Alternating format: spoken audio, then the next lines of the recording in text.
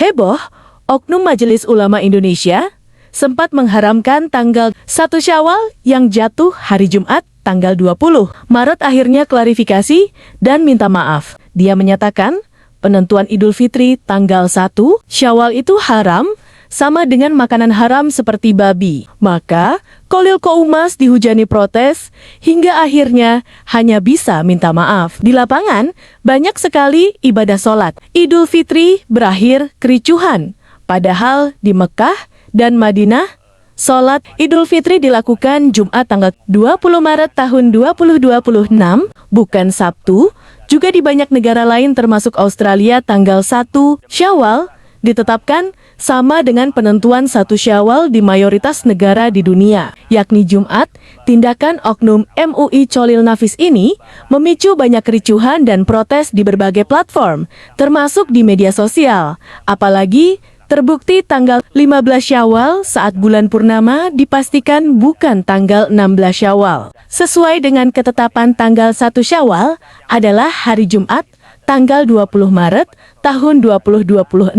Apa mau dibubarkan juga oleh Cholil Nafis? Namanya sama dengan nama koruptor haji Yakut Cholil. Tidak ikut ulil amri. Nah, kenapa tidak ikut? Nah, begini.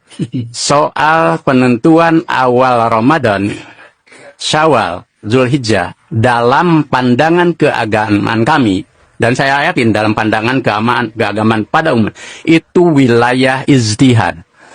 Yang seluruh muslim atau golongan muslim bahkan negara belum bisa bersepakat soal metode. Nah gitu. Nah di saat seperti ini mestinya negara itu netral. Karena ini soal ijtihad. Coba nanti kalau soal madhab. Nah, imam madhab yang muktabar ada berapa Mbak? Mas yang tahu? 4 kan? Syafi'iyah, Hanbaliyah, terus Malikiyah dan Hanafiyah. Coba kalau negara nanti, ya negara mengambil salah satu madhab. Nah kami juga tidak akan menyetujui.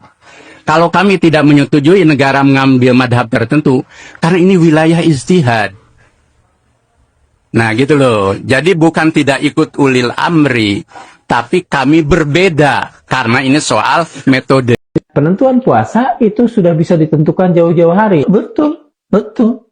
Karena itu bisa dihitung gerhana yang ratusan tahun yang akan datang aja bisa kita hitung kapan gerhananya, berapa menit, berapa detik berlangsungnya gerhana, kan nggak perlu dipantau, ya, kita dihitung saja. Masalah kalender ini, kalender Islam ini bukan cuma masalah yang kita sholat Ramadannya jadi 19 atau 18 saja. Itu harus ada, kalau enggak ini utang ini menumpuk terus loh. Artinya kalau kalender ini ada, kan tidak harus ada sidang-sidang isbat lagi ya? Sudah tidak ada, persis, sudah nggak ada.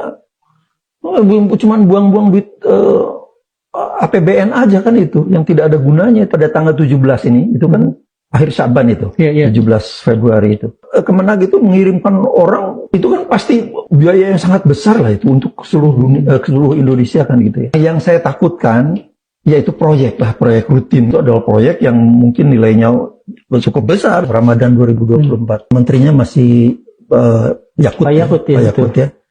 Ada yang nggak keberatan nggak? Saya ngacu. Pak Menteri, saya bilang, hilal ini memang maghrib tadi nggak kelihatan. Nah, tapi sudah ada. Dan itu nanti subuh udah 7 kali lebih besar daripada saat maghrib. Pak Menteri itu menjawabnya, ya nanti saya pertimbangkan. 2 orang astronom Jerman dan Prancis pada 2000. Yang mau lebaran Jumat kayak saya monggo. Yang mau lebaran Sabtu ngikut pemerintah di bawah keputusan Menteri Agama yang ada di foto ini nih. Nih. Monggo.